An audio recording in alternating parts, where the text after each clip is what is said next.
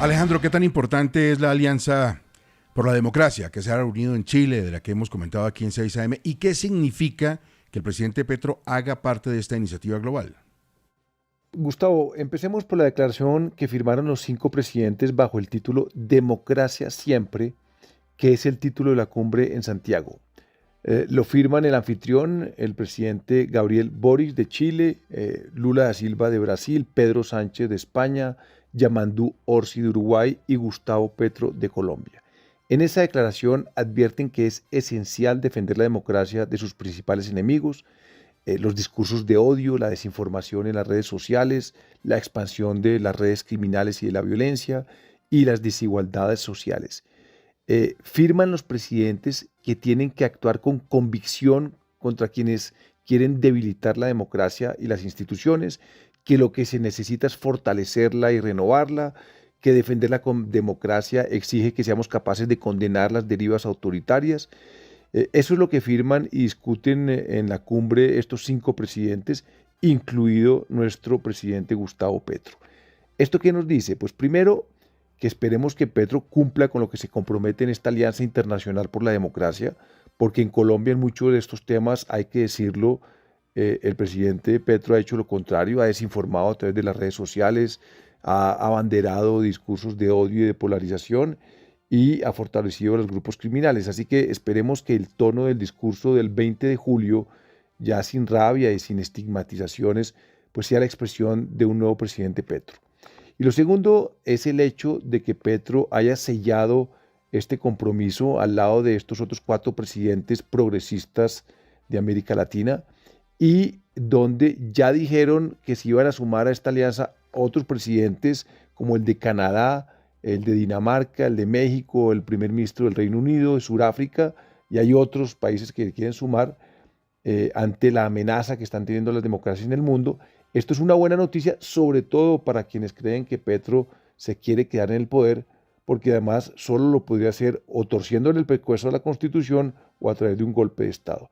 Y difícil imaginarse a Petro pues firmando estas declaraciones con tanto presidente abanderando pues esta alianza pro democracia, si en el fondo lo que quiere es quedarse en el poder. Entre otras cosas, Alejandro, hablando de encuentros, uno en el escenario local, el que se conoció en las últimas horas de Humberto de la Calle Lombana y el expresidente Álvaro Uribe. Lo que hemos podido establecer es que llevaban muchos meses tratando de que se diera esta reunión muy concreta. Parece que de la Calle andaba un poquito esquivo. Doña Lina de Uribe, la esposa de Álvaro Uribe, fue la que me dio como intercesora para que se diera esa reunión. Un mensaje por lo menos de entendimiento, de que la gente puede hablar. Parece que Humberto de la Calle fue el primero que dijo: quiero que la gente sepa públicamente que nos reunimos y que nos sentamos a conversar como corresponde. 7:53. Desde Colombia contamos historias que dieron visibilidad a nuestros territorios.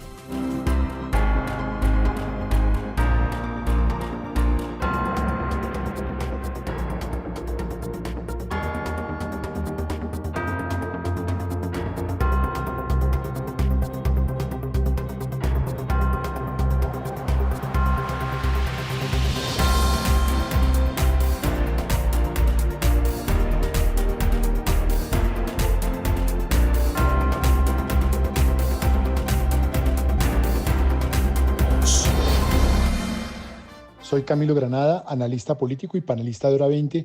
Soy la voz de los que creen que decir que Oti Patiño es un francotirador de la paz, como lo dice el ministro de Justicia, Eduardo Montealegre, es realmente un exabrupto. Oti Patiño no solamente firmó la paz como dirigente del M-19, hizo parte de la constituyente, sino que además ha apoyado con todas sus capacidades el proyecto fallido, desgraciadamente, de la paz total del presidente Petro. Entonces, si hay alguien que está comprometido con la idea de la paz, es Oti Patiño. Lo que revela este proyecto de ley y las declaraciones del ministro Montealegre es la poca preparación, la poca concertación y el muy limitado análisis que está detrás del proyecto de ley presentado por el gobierno este 20 de julio. Este proyecto de ley, que tiene unos absurdos y unas gabelas exageradísimas a criminales de derecho común, como la no extradición, como que puedan guardar parte de los dineros mal habidos fruto del crimen como parte de su premio, además de salir de la cárcel y no pagar cárcel, pues es realmente un proyecto que insulta a los derechos de las víctimas y el anhelo de justicia y de paz de los colombianos. Este proyecto no solamente ha sido rechazado por el comisionado de paz Oti Patiño, también fue rechazado por la exministra de Justicia del presidente Petro, Ángela María Buitrago, y también por la Corte Suprema de Justicia, que señaló los serísimos reparos que tiene frente a este proyecto. En definitiva, el que es el verdadero francotirador de las instituciones, que como él mismo dice, le gusta decir herejías en contra de la Constitución y de la justicia, es el mismo ministro Montealegre.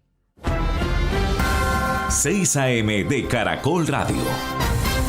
7:56. Espinosa, ¿qué día es hoy? ¿Qué fecha? Hoy es 22 de julio. 22. Sí, señor. Entonces mañana tenemos un día clave en la Corte Constitucional, Hernando. Uy. Clave. Esta semana además emblemática, 20 de julio, día de nuestra independencia, 21 de julio, día de Bélgica. Vamos al 23, que es un día fundamental en lo que hace la Corte. Venga, Hernando. Es que ayer sí estábamos extrañando. Se le pasó, ¿cierto? Lo del día de Bélgica. Sí, ahí recibí una que otra llamada de quejosas, pero y en la casa también hubo, sí. No, en la casa en particular. Campanita, clink, clink, clink. Tiene 5 horas al aire y se le olvidó. Esa línea Versuaibel que siempre obviamente pesa y que le hacemos pues un homenaje a ese país que es muy importante, que además tiene sede de varios organismos directivos de la Unión Europea y además del cual procede gente tan talentosa y valiosa. Sí, valiosísima, talentosa. No, total, continúe con la Corte, por favor. Bueno, vamos con dos puntos señora, que mañana... Saludos a su señora, ¿no? También. Gracias. Mañana la Corte va a rematar dos aspectos fundamentalísimos en lo que hace de la reforma pensional. El primero de ellos, Gustavo, es que se deberá suscribir el auto 841 de este año. Mediante esa providencia de ese auto, la Corte determinó la obligatoriedad para que la Cámara de Representantes subsanara el trámite de aprobación de esa reforma. Encontró la Corte en aquel momento que había vicios que obligaban a que se devolviera al Congreso el trámite para la debida deliberación y procedimiento, y porque según la Corte no se había cumplido con el rigor constitucional, en particular en lo que hace del cuarto y último debate en la Cámara de Representantes. Pero además de validar ese auto tan trascendental en esa materia, de paso la Corte también va a entrar seguramente a realizar un examen constitucional del informe de subsanación, que es la tarea que la Cámara dice que señaló hizo bien y que ya llegó a esa corporación y que daría cuenta de que se surtió ese trámite durante las sesiones extraordinarias surtidas los pasados 27 y 28 de junio y que habrían acogido nuevamente el texto de la reforma pensional.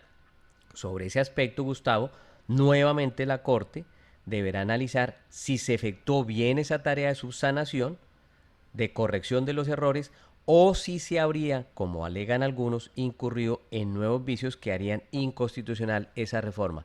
Ese tema es fundamental y desde luego la fecha mañana, 23 de julio, clave en lo que hace ese asunto en la Corte Constitucional. En relación con el Congreso, por supuesto, donde también Cambio Radical presentó un proyecto de ley estatutaria para establecer límites a la protesta pública.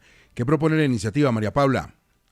La iniciativa busca además que se regule de forma responsable el uso excepcional de la fuerza pública en medio de las protestas. De hecho, fija condiciones específicas para momentos en que la manifestación se convierte en bloqueo de vías, afecta la salud, la movilidad o la seguridad de los ciudadanos. Habla al respecto el representante de Cambio Radical y autor del proyecto, Óscar Campo. Nosotros entendemos que los mínimos vitales de cualquier sociedad no pueden verse en riesgo porque hay un bloqueo. Y es allí donde el Estado debe atender. Este proyecto de ley también reconoce la protesta pacífica como un derecho fundamental que está protegido por la Constitución y por tratados internacionales. Según agregó el representante Óscar Campo, la iniciativa busca la creación de mecanismos como la Comisión de Diálogo y Mediación y puestos de mando unificado con el objetivo de gestionar institucionalmente las manifestaciones y asimismo evitar su escalamiento. Que una vez entrado en bloqueo una vía importante que afecta los bienes o los derechos de otra ciudadanía, pues hay unas horas, hay un plazo perentorio para que el gobierno nacional pueda atender, utilizando también la tecnología vía Zoom, ¿cierto? a esta comunidad, instalando una mesa intersectorial. Este proyecto de ley, que recordemos es estatutaria, iniciará su trámite legislativo en la Comisión Primera de la Cámara de Representantes. En caso de aprobarse allí en su primer debate, luego deberá superar 3 discusiones más para poder convertirse en ley.